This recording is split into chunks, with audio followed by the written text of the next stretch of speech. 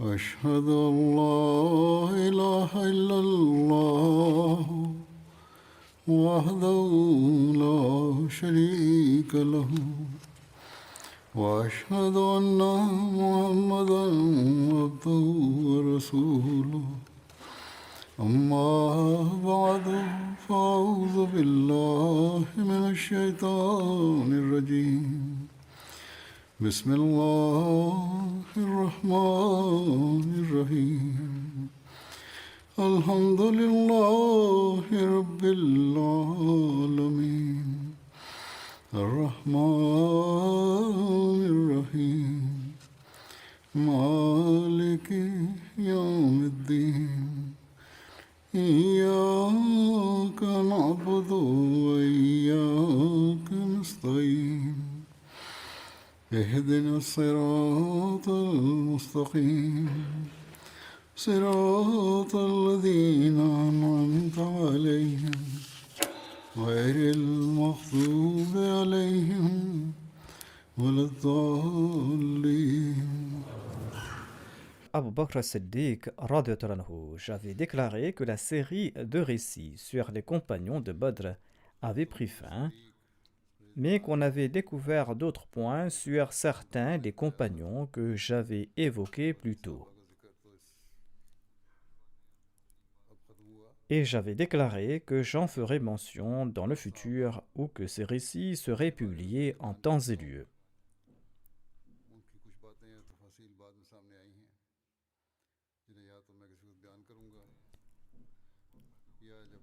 D'aucuns m'ont informé qu'ils ont grandement profité de ces récits historiques et qu'ils souhaitaient que j'évoque ces nouveaux récits dans mes sermons. J'ai donc jugé à propos d'en faire mention dans mes prochains sermons afin qu'un plus grand nombre de personnes en profitent.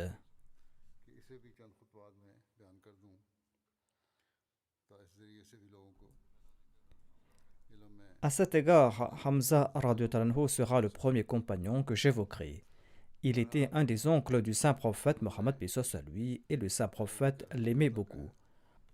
Le saint prophète paix soit sur lui a exprimé cet amour en diverses occasions et suite au martyre de Hamza radhiyallahu anhu. La réaction du saint prophète Mohammed paix soit sur lui suite à son martyre est révélatrice à ce propos.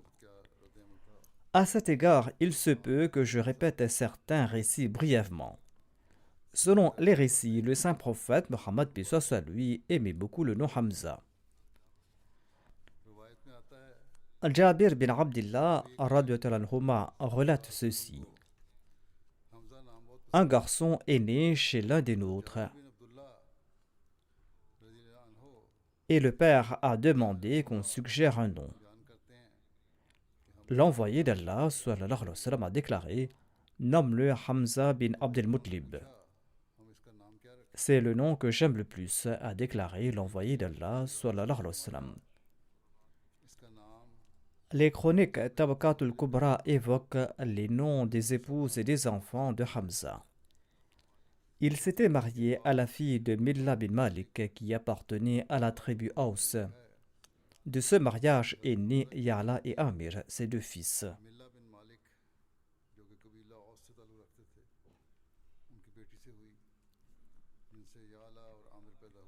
Par la suite, Hamza s'est pris le surnom Abu Ya'la en référence à son fils Ya'la. Khawla bint Qais Ansari était la deuxième épouse de Hamza radhiyallahu anhu. De cette union est née Ammara, suite à quoi Hamza s'est pris le surnom Abu Ammara.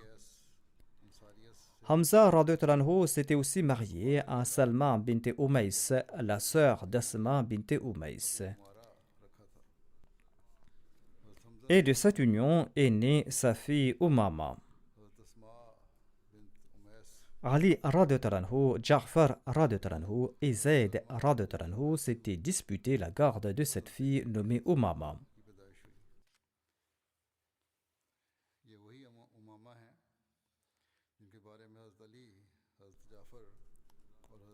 Mais le saint prophète Mohammed sallallahu alayhi wa sallam a jugé en faveur de Ja'far bin Abi Talib radhiyallahu anhu, car il était marié à Asma bint Umays, qui était la tante maternelle d'Umama.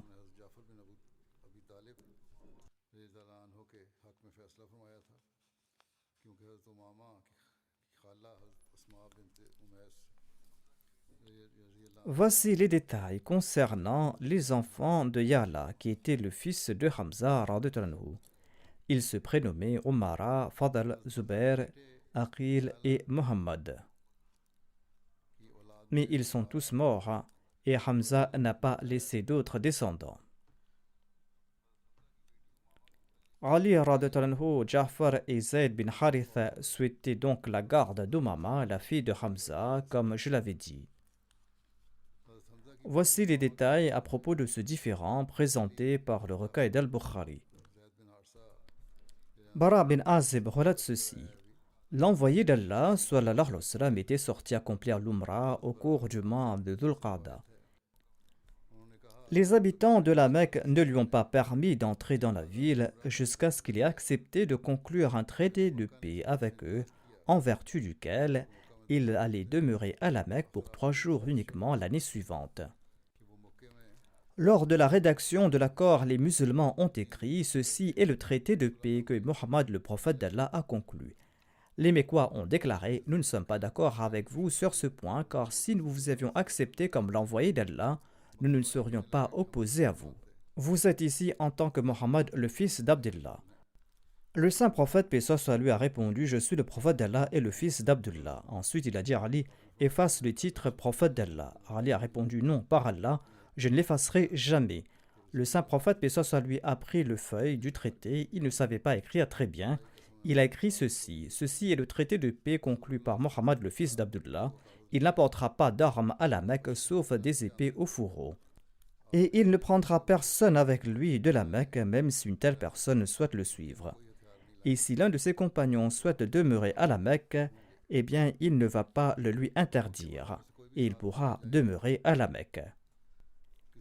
L'année suivante, lorsque le saint prophète Mohammed lui est entré à la Mecque et que la période de séjour autorisée s'est écoulée, les Qurayshites sont venus voir Ali et ils lui ont dit ceci.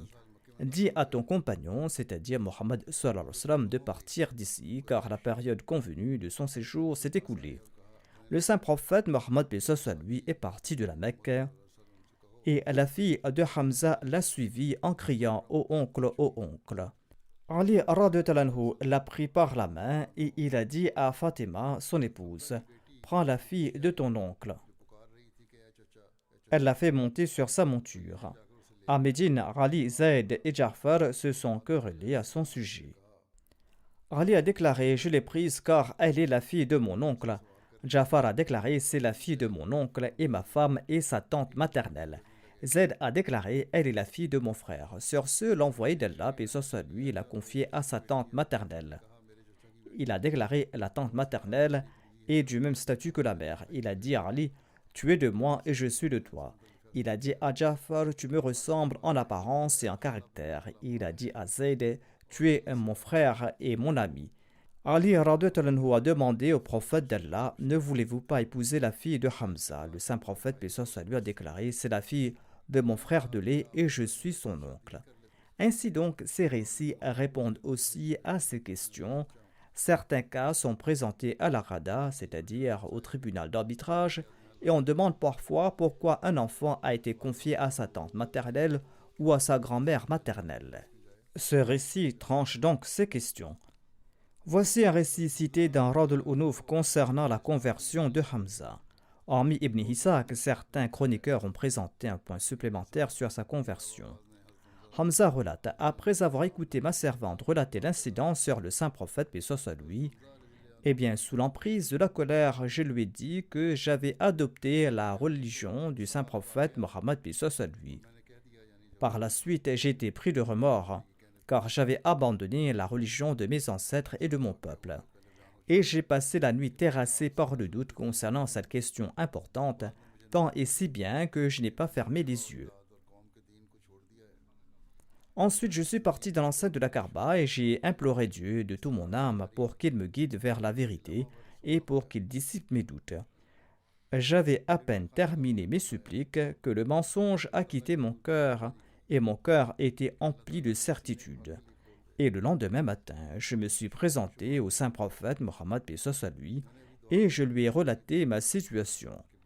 Le saint prophète Mohammed paix soit sur lui a prié pour qu'Allah m'accorde la constance. Ammar bin Abi Ammar relate que Hamza bin Abdel Muttalib avait demandé au saint prophète Mohammed paix soit sur lui de lui montrer l'ange Gabriel dans sa forme originale. Le saint prophète Mohammed paix soit sur lui a déclaré: Tu n'auras pas la force de le regarder. Hamza a demandé: Et pourquoi pas? L'envoyé d'Allah sallallahu alayhi wa sallam lui a dit: Assieds-toi à ta place si tu souhaites le voir. Le narrateur déclare: L'ange Gabriel est descendu sur le bois de la Kaaba, bois sur lequel les polythéistes avaient l'habitude de placer leurs vêtements pendant la tawaf. L'envoyé d'Allah a dit à Hamza: Lève les yeux et regarde. Et il a vu que les deux pieds de l'ange Gabriel étaient de couleur verte comme des émeraudes. Ensuite, il s'est évanoui. L'émeraude est aussi une pierre précieuse.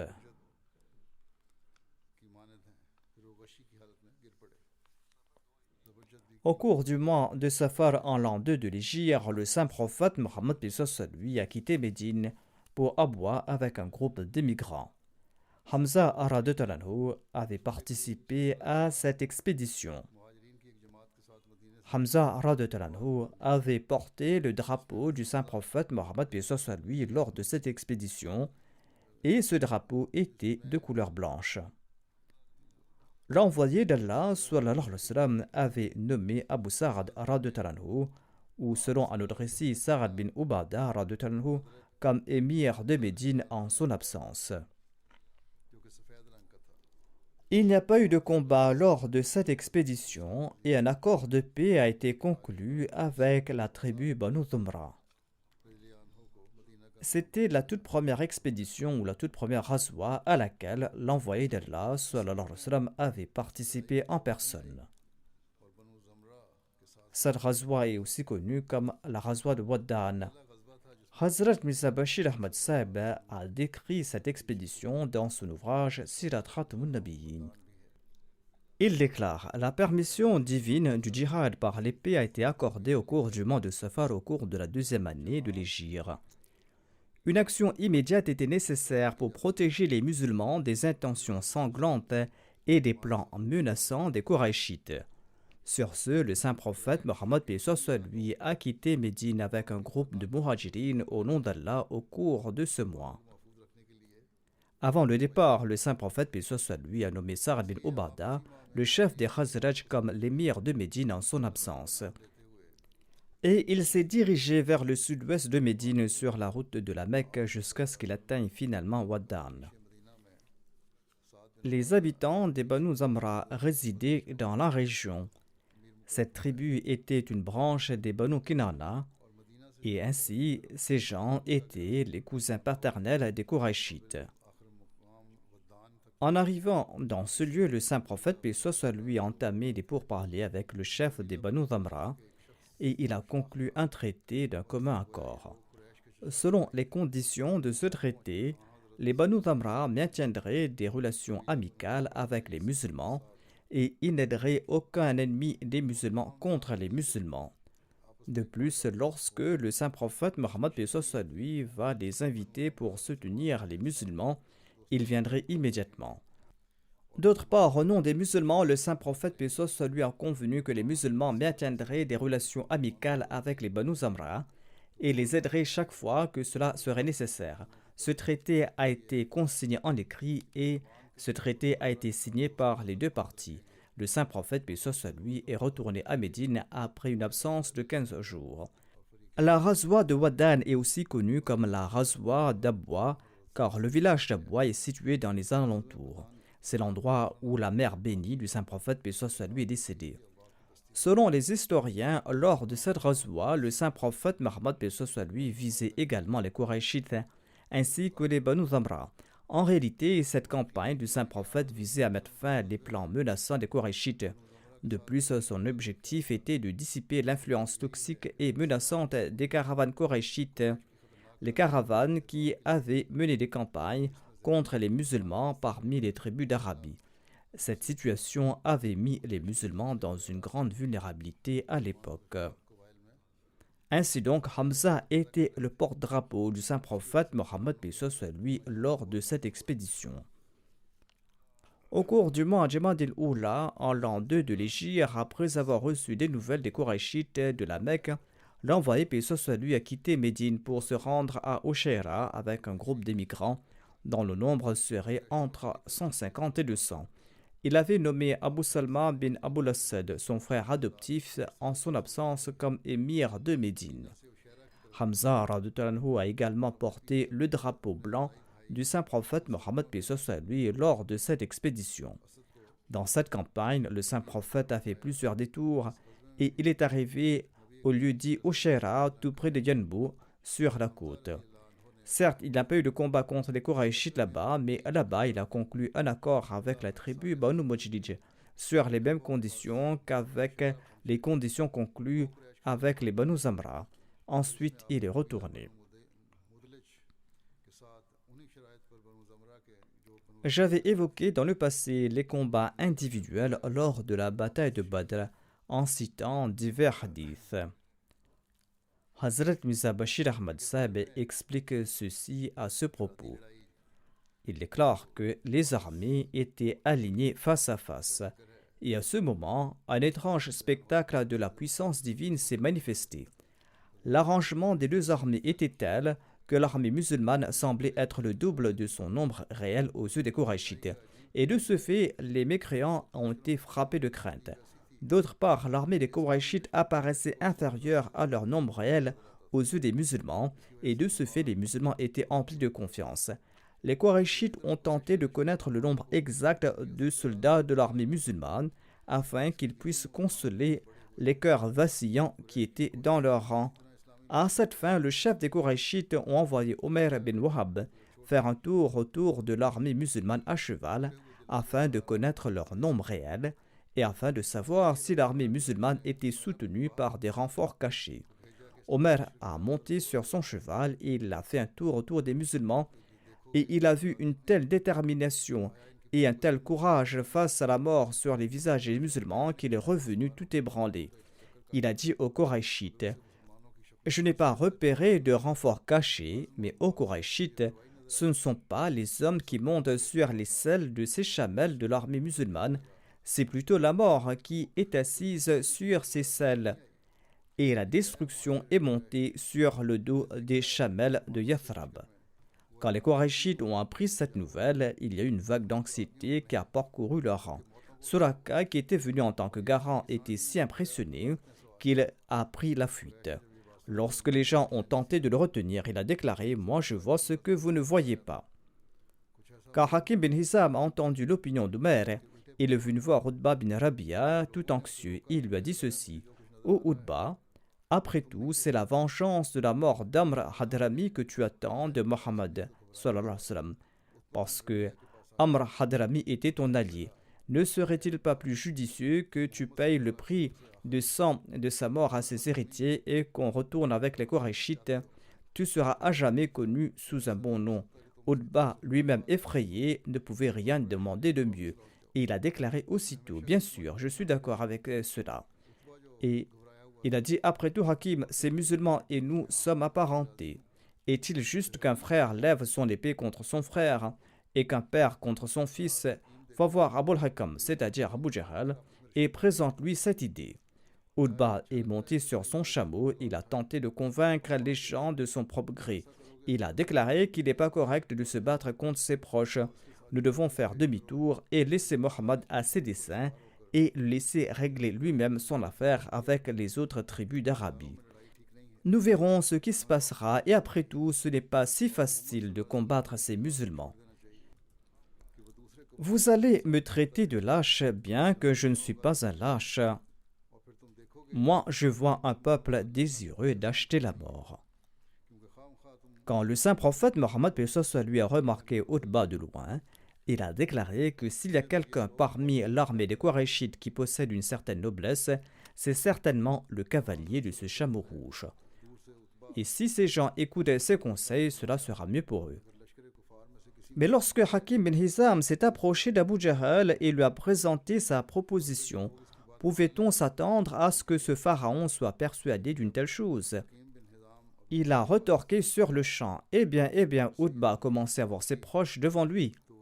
Ensuite, il a fait venir Amr Hadrami, le frère d'Amr Hadrami, et il lui a dit: as-tu entendu ce qu'a dit ton allié Utba? Et surtout quand la vengeance de ton frère est entre nos mains.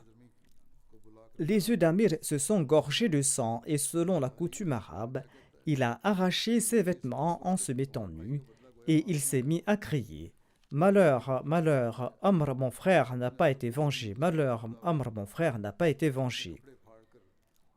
Ce cri du désert enflammait les braises de l'inimitié dans les cœurs des Qurayshites et la fournaise de la guerre a commencé à brûler de plein fouet. En tout cas, la raillerie d'Abu Jahl a également enflammé Utba. Consumé par cette rage, il a pris son frère Shayba et son fils Walid et il est passé devant l'armée mécréante. Selon l'ancienne coutume arabe, il a invité au combat individuel. Quelques Ansar étaient sur le point de répondre à son invitation. Le saint prophète, paix soit sur lui, les a retenus et il a dit: Hamza, lève-toi, Ali, lève-toi, Obeida, lève-toi.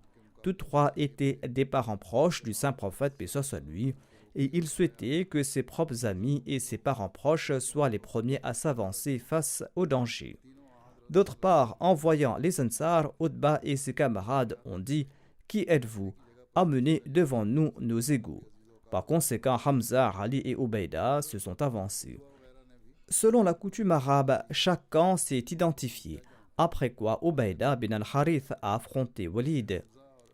Hamza a affronté Utba et Ali a affronté Shayba. Hamza et Ali ont achevé leurs adversaires en 2 coups. Cependant, 2 ou 4 coups violents ont été échangés entre Ubaïda et Walid. Finalement, les deux sont tombés au sol en subissant de graves blessures. Hamza et Ali se sont avancés rapidement et ils ont donné le coup de grâce à Walid et ils ont ramené Ubaïda dans leur camp. Ubaïda, cependant, ne s'est pas remis de ses blessures et il est décédé lors du voyage de retour de Badr. Hamza avait également tué Tuaïma bin Adi, le chef des Quraysh, lors de la bataille de Badr. Selon un autre récit, Hamza radhiyallahu anhu avait tué les chameaux de Ali radhiyallahu anhu en état d'ébriété après la bataille de Badr. Ainsi, Hamza était ivre et cet incident s'est passé avant l'interdiction de l'alcool. Les détails ont été mentionnés dans le recueil d'Al-Bukhari. Ali bin Hussein relate ceci de son père, Hussein bin Ali. Il déclare qu'Ali bin Abi Talib avait relaté ceci: j'avais reçu une jeune chamelle comme ma part du butin de la bataille de Badr, et le messager d'Allah sallallahu alayhi wa sallam m'avait aussi offert une autre chamelle. J'avais ligoté ces 2 chamelles à la porte d'un des Ansar avec l'intention de transporter sur leur dos de l'herbe d'Idhkir. Il s'agit d'une herbe aromatique utilisée par les orfèvres.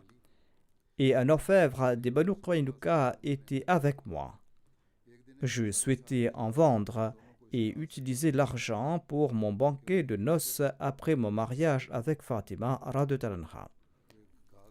Hamza bin Abdel Muttalib était dans la maison de cet Ansar et il consommait du vin. Et une chanteuse a récité ces vers: Ô Hamza, tue les 2 chameaux énormes devant la porte. Hamza a pris son épée et il s'est dirigé vers les 2 chamelles et il a coupé leurs bosses et il a ouvert leurs flancs et il a pris une partie de leur foie. Ibn Jurayr a demandé à Ibn Shihab: a-t-il coupé les bosses des chamelles? Il a répondu: il leur a coupé les bosses.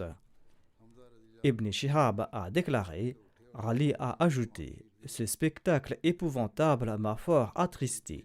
Je suis parti voir le saint prophète Mohammed lui et je lui ai annoncé la nouvelle. Le saint prophète Mohammed lui est sorti en compagnie de Zayd bin Harith qui l'a accompagné. J'étais avec eux, a déclaré Ali. Il s'est rendu auprès de Hamza et il lui a parlé durement. Hamza a levé les yeux et tout ivre, il leur a dit ceci et même à l'envoyé d'Allah, sallallahu alayhi wa sallam, vous n'êtes que les esclaves de mes ancêtres. Le saint prophète Mohammed sallallahu alayhi wa sallam s'est retiré sur le champ. Cet incident s'est produit avant l'interdiction de l'alcool. Le saint prophète Mohammed lui s'est dit qu'en pareille situation, il valait mieux ne pas lui parler. Plus tard, lorsque l'alcool a été interdit, les compagnons ne se sont même pas approchés. Tel était le niveau d'obéissance des compagnons du saint prophète Mohammed au commandement d'Allah. Ils ont immédiatement brisé leur jarre de vin et ils n'ont même pas dit qu'ils vont abandonner le vin progressivement, comme le disent les gens de nos jours. Certains deviennent alcooliques. Tout d'abord, l'alcool est interdit en islam. Ensuite, lorsqu'ils deviennent alcooliques, ils disent que tout d'abord, nous allons l'abandonner lentement et on doit nous accorder du répit. En tout cas, il s'agit d'un événement qui s'est produit à ce moment-là et par la suite, la norme de ces sacrifices a également augmenté. Hamza était sûrement embarrassé par la suite pour les propos qu'il avait tenus au saint prophète Mohammed lui. Après la bataille de Badr, Hamza était également à l'avant-garde lors de l'expédition contre les Banu Qaynuqa. Hamza portait le drapeau du saint prophète Mohammed lui lors de cette bataille. Et ce drapeau était de couleur blanche. Hazrat Mirza Bashir Ahmad Sahib présente ces détails à ce propos. Il déclare: le saint prophète Mohammed lui a quitté la Mecque et s'est établi à Médine. Et à l'époque, il se trouvait à Médine 3 tribus juives, nommées les Banu Qaynuqa, Banu Nadir et Banu Qurayza. Dès que le saint prophète lui est arrivé à Médine, il a conclu des traités de paix avec ces tribus et il avait jeté les bases d'une cohabitation pacifique et harmonieuse. En vertu de l'accord, toutes les parties étaient responsables de maintenir la paix et la sécurité à Médine, et si un ennemi étranger devait attaquer Médine, chacun était collectivement responsable de la défense de la ville. Au début, les Juifs se sont conformés à ce traité et au moins ouvertement, ils n'ont pas créé de conflit avec les musulmans. Mais lorsqu'ils ont constaté que les musulmans se renforçaient à Médine, ils ont changé d'attitude et ils ont fermement résolu de mettre fin à ce pouvoir croissant des musulmans.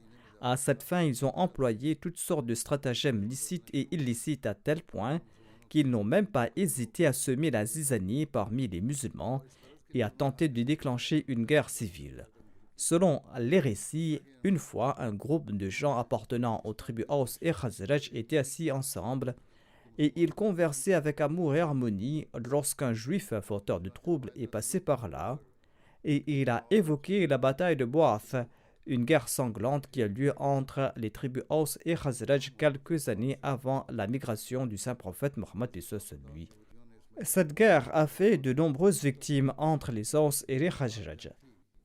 La mention de ce conflit a rafraîchi les souvenirs et les scènes de l'ancienne inimitié, et certaines personnes sont devenues émotives en conséquence. En passant des remarques satiriques et des railleries et des calomnies, la situation s'est aggravée à tel point que les deux parties étaient à couteau tiré.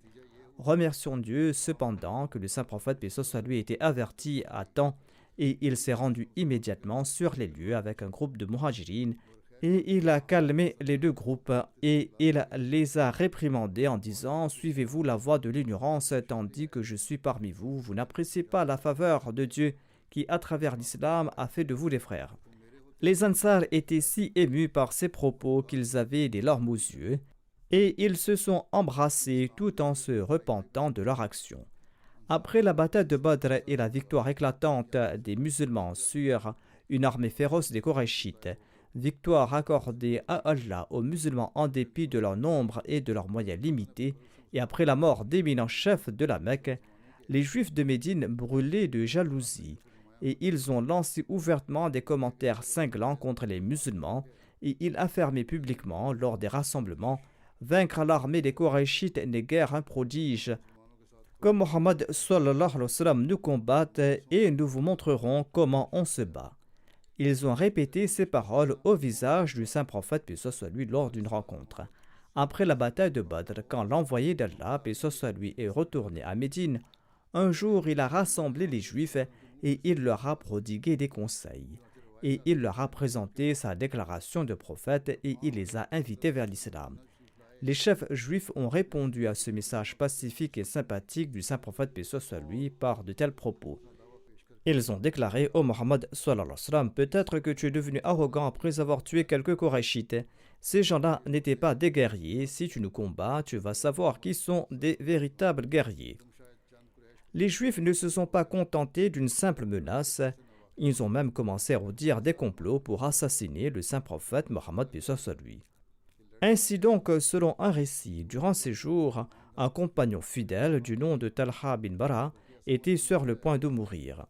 Et ses derniers vœux étaient ceux-ci: « Si je meurs la nuit, n'informez pas l'envoyé, paix soit lui, à propos de ma prière funéraire, de peur qu'un malheur ne s'abat sur lui de la part des Juifs à cause de moi. » Ainsi donc, après la bataille de Badr, les Juifs ont ouvertement semé les troubles à Médine.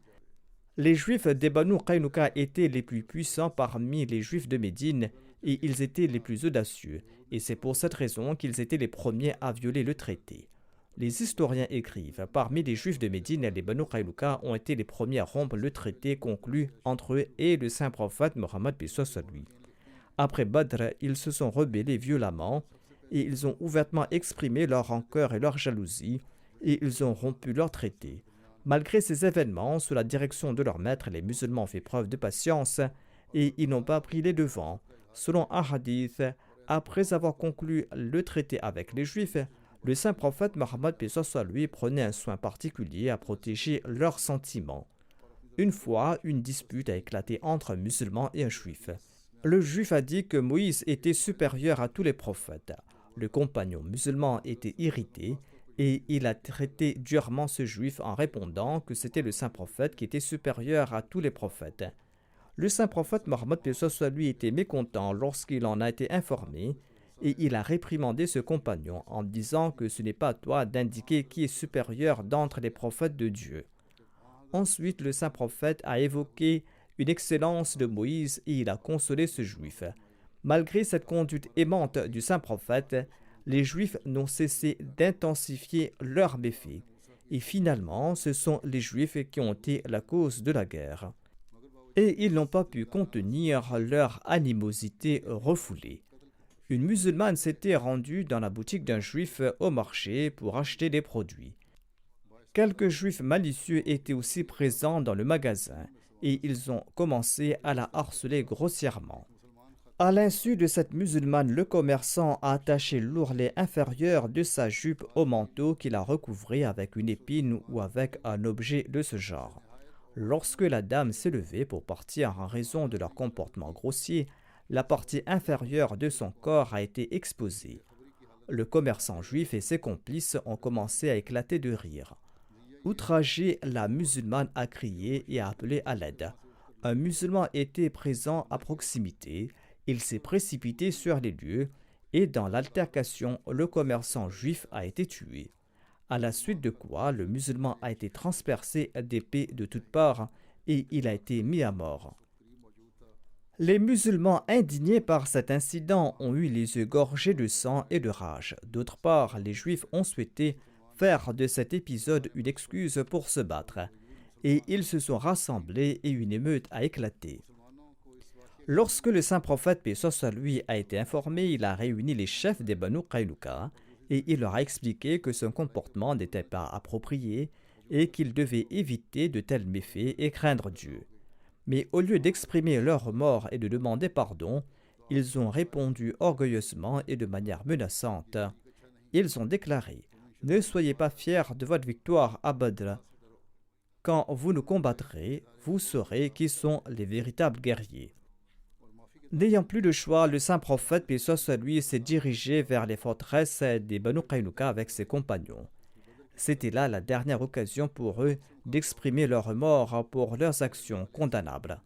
Mais ces Juifs s'étaient d'ores et déjà apprêtés à la guerre. Par conséquent, la guerre a été déclarée et les forces de l'islam et du judaïsme se sont affrontées.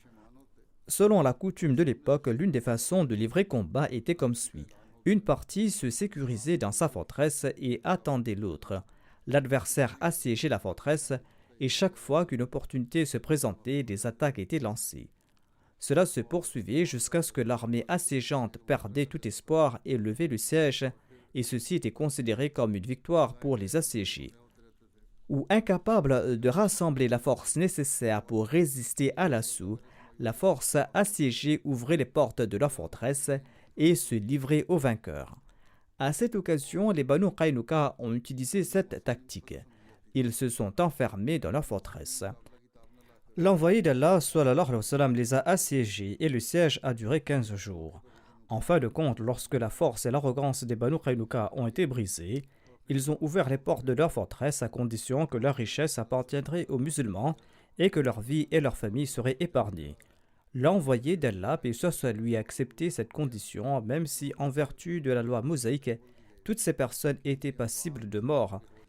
Et conformément à l'accord initial, le jugement de la loi mosaïque aurait dû leur être imposé.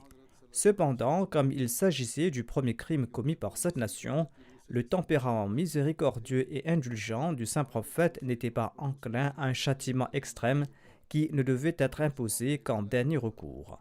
Cependant, permettre à cette tribu perfide et rebelle de demeurer à Médine n'était rien de moins que de nourrir une vipère chez soi, surtout quand un groupe d'hypocrites parmi les Haus et les Khazraj était présent à Médine et qu'à l'extérieur il y avait l'opposition de l'ensemble de l'Arabie, une opposition qui avait profondément affligé les musulmans.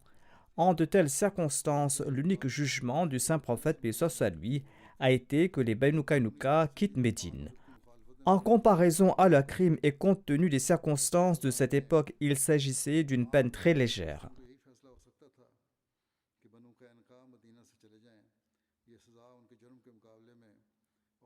Or, pour les tribus nomades de l'Arabie, il n'était pas inhabituel de se déplacer d'un endroit à un autre, surtout quand une tribu ne possédait aucune propriété sur son territoire. Les Banu Qaynuqa ne possédaient aucune terre et aucun verger. La tribu entière a eu l'occasion de quitter un endroit et de s'installer ailleurs, paisiblement et en grande sécurité.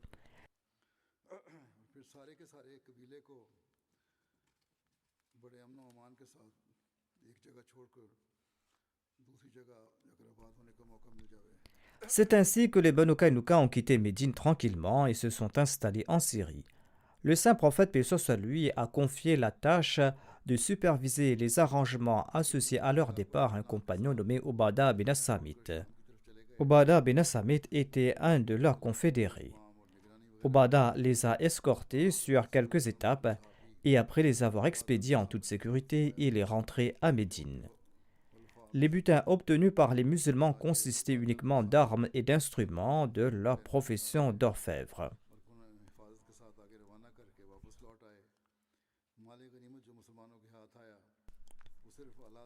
Selon divers récits, lorsque les Banu Qaynuqa ont ouvert les portes de la forteresse et se sont livrés au saint prophète, paix soit lui, en raison de leur trahison, de leur rébellion et de leurs méfaits, l'envoyé d'Allah sallallahu alayhi wa sallam avait l'intention d'exécuter les combattants parmi les hommes. Mais suite à l'intercession d'Abdullah bin Ubay bin Saloul, le chef des hypocrites, le saint prophète, paix soit lui, a abandonné cette intention. Cependant, les chercheurs n'ont pas accepté ces récits comme étant authentiques. D'autres récits mentionnent que les Banu Qaynuqa ont ouvert les portes de leur forteresse à condition que leur vie et celle de leur famille soient épargnées. Ainsi, il est absolument impossible d'accepter qu'après avoir accepté cette condition, le saint prophète, paix soit lui, suive une autre ligne de conduite. En fait, même la condition présentée par les Banu Qaynuqa selon laquelle leur vie serait épargnée démontre le fait qu'ils savaient eux-mêmes que leur punition légitime était la mort. Cependant, ils ont fait appel à la miséricorde du saint prophète Mohammed, paix soit lui, et ils ont accepté d'ouvrir la porte de leur forteresse après avoir reçu l'assurance qu'ils n'allaient pas encourir la peine de mort. Bien que le saint prophète, paix soit lui, leur ait pardonné, En raison de sa disposition miséricordieuse, il semble que Dieu estimait que ces gens n'étaient pas dignes d'être maintenus en vie en raison de leurs mauvaises actions et en raison de leurs crimes.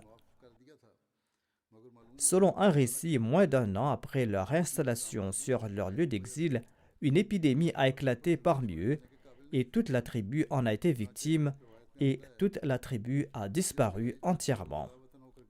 La bataille contre les Banu Kainuka a eu lieu au cours du mois Dhul Hijjah en l'an 2 de l'Hégire. En tout cas, Hamza était le porte-drapeau du saint prophète Mohammed lui lors de cette expédition. Hamza est tombé en martyr lors de la bataille d'Uhud. J'en avais fait mention auparavant. Allah avait informé le saint prophète Mohammed lui de cette nouvelle au préalable dans un rêve.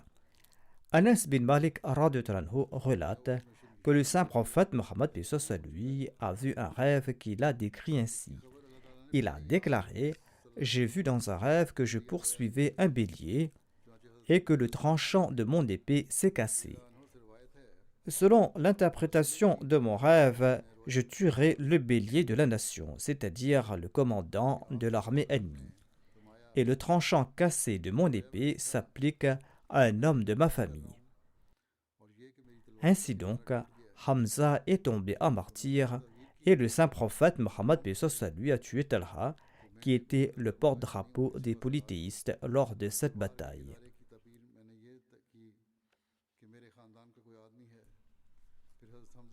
Ainsi, la dépouille de Hamza a été mutilée, il a été défiguré, son nez et ses oreilles ont été coupés. On a ouvert son abdomen. Quand le saint prophète lui a vu son état, il était fort attristé. Et il a déclaré « Si Allah me donne la victoire sur les Qurayshides, je mutilerai 30 des leurs. » Selon un récit, le saint prophète avait fait le serment suivant « Je mutilerai 70 hommes des leurs. » Par la suite, le verset suivant était révélé « وَإِنْ أَعْقَبْتُمْ فَأَعْقِبُوا بِمِثْلِ مَا أُعْقِبْتُمْ بِهِ وَلَئِنْ صَبَرْتُمْ لَهُوَ خَيْرٌ لِلصَّابِرِينَ » Et si vous châtiez les oppresseurs, châtiez-les selon le tort qui vous a été fait. Mais si vous montrez de la patience, alors assurément cela vaut mieux pour ceux qui sont patients. Sur ce, l'envoyé d'Allah sallallahu alayhi wa sallam, a déclaré qu'il serait patient et il a payé l'expiation de son serment. Ibn Abbas rapporte que le messager d'Allah sallallahu alayhi wa sallam, a vu une scène du paradis en rêve. Il a déclaré « Quand je suis entré au paradis la nuit dernière, j'ai vu Ja'far voler avec des anges, tandis que Hamza était allongé sur le trône. » Anas relate que le messager d'Allah sallallahu alayhi wa sallam, est passé à côté de Hamza le jour de la bataille d'Uhud. Son nez et ses oreilles avaient été coupés et il a été mutilé. Sur ce, l'envoyé d'Allah sallallahu alayhi wa sallam, a déclaré « Si je ne m'étais pas soucié du chagrin de Safiya, j'aurais laissé la dépouille de Hamza telle qu'elle jusqu'à ce qu'Allah le fasse disparaître grâce aux oiseaux et autres charognards. Ensuite, il a enseveli la dépouille de Hamza dans un manteau. » Voici le récit de Hamza et la patience démontrée par l'envoyé d'Allah sallallahu alayhi wa sallam lorsqu'il a vu sa dépouille. Mais il avait également demandé à sa tante paternelle, qui était la sœur de Hamza, de faire montre de patience, comme mentionné plus tôt.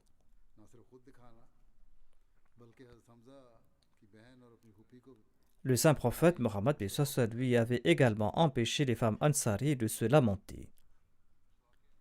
Feu le quatrième calife de la communauté Ahmadiyya en avait fait mention dans un discours de la Jalsa Salana prononcé avant son élection comme calife. Je vais présenter cet extrait démontrant les excellences du saint prophète Mohammed lui. Il convient de citer cet extrait ici. J'avais déjà brièvement présenté ce récit en référence à certains hadiths. Le quatrième calife déclare « L'amour de l'envoyé d'Allah sallallahu alayhi wa sallam pour Hamza est exprimé par les mots qu'il a prononcés la nuit d'Uhud lorsqu'il se tenait à côté de sa dépouille.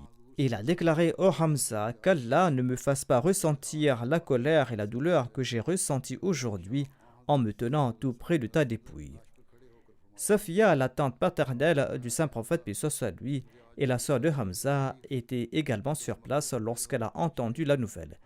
Craignant qu'elle ne perde patience, le saint prophète ne lui a pas permis de regarder la dépouille de son frère.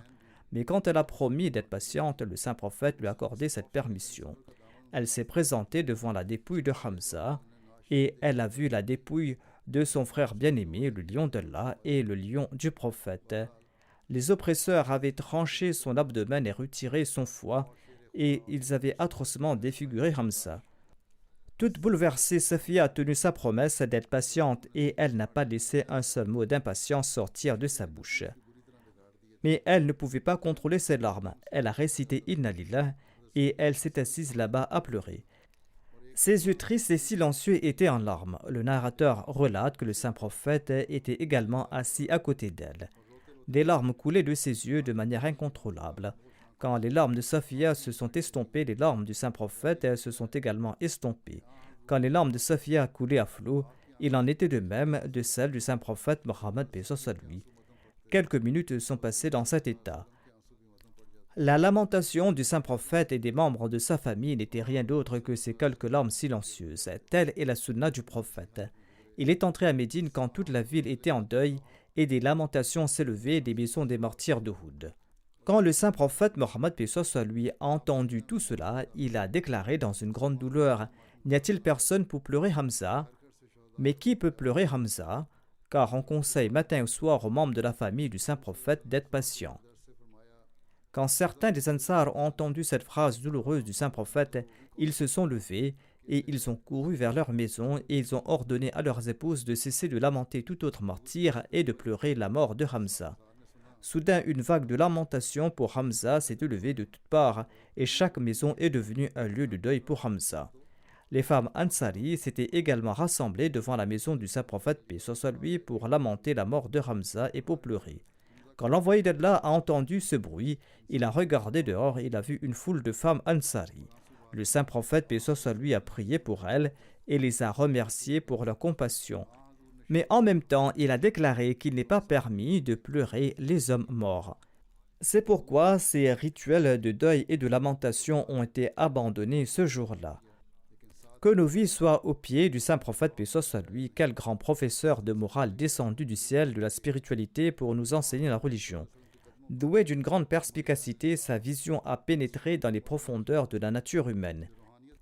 Si ce jour-là, l'envoyé d'Allah paix soit lui avait interdit aux femmes Ansari de lamenter la mort de leur martyr, peut-être que cela aurait été difficile pour certains et cela aurait mis à l'épreuve leur patience. Mais voyez comment, de manière sage, il a tourné leur deuil vers son oncle Hamza. Ensuite, quand il a interdit la lamentation, c'était comme s'il avait interdit celle de son oncle. Le choix d'Allah est le choix d'Allah. Voyez quel éminent enseignant il a envoyé à ses créatures. Il connaissait très bien les nuances et les subtilités de la nature humaine. Voyez comment il était attentif aux sentiments subtils de ses suivants. Quand on regarde ces sacrifices du saint prophète paix soit lui, le cœur en tremble et on en est tout ébahi. Nos cœurs annoncent spontanément que nos vies, nos richesses, nos enfants soient mis à vos pieds au prophète d'Allah. Ô messager d'Allah, des millions de bénédictions et de millions de salutations soient sur vous. Ô celui dont la beauté et la gentillesse étaient illimitées et immortelles. Ô messager d'Allah, des millions de bénédictions et de paix soient sur vous. Par le Dieu unique des cieux et de la terre, il n'y avait personne comme vous. Il n'y en aura pas non plus à l'avenir. Ces récits sur Hamza ont également présenté cette excellence du saint prophète Mohammed paix soit lui. Ici se terminent les récits sur Hamza.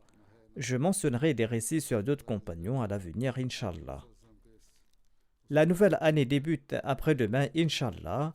Priez pour qu'Allah nous accorde ses bénédictions au cours de cette nouvelle année, qu'Allah bénisse cette année pour toute la Jamaat et qu'Allah réduise à néant tous les plans des ennemis. Qu'Allah permette aux membres de la Jamaat répandus dans le monde entier d'atteindre plus qu'auparavant le but de leur existence. De même, priez pour le monde en général, qu'Allah le protège des guerres. La situation devient de plus en plus dangereuse et la catastrophe est imminente. Chacun souhaite uniquement ses propres intérêts. Qu'Allah ait pitié du monde.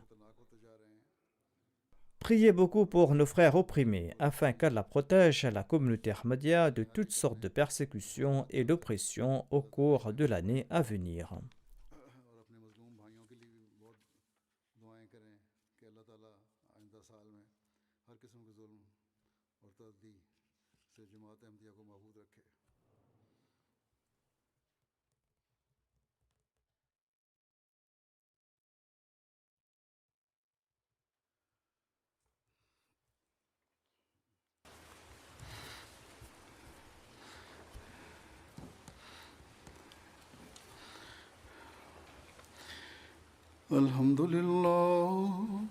الحمد لله نحمده ونستعينه ونستغفره ونؤمن به ونتوكل عليه ونعوذ بالله من شرور أنفسنا ومن سيئات أعمالنا من يهده الله فلا مضل له ومن يضلل فلا هادي له ونشهد أن لا إله إلا الله ونشهد أن محمدا عبده ورسوله عباد الله رحمكم الله إن الله يأمر بالعدل والإحسان وإيتاء ذي القربى وينهى عن الفحشاء والمنكر والبغي يعظكم لعلكم تذكرون اذكروا الله يذكركم وادعوه يستجب لكم ولذكر الله أكبر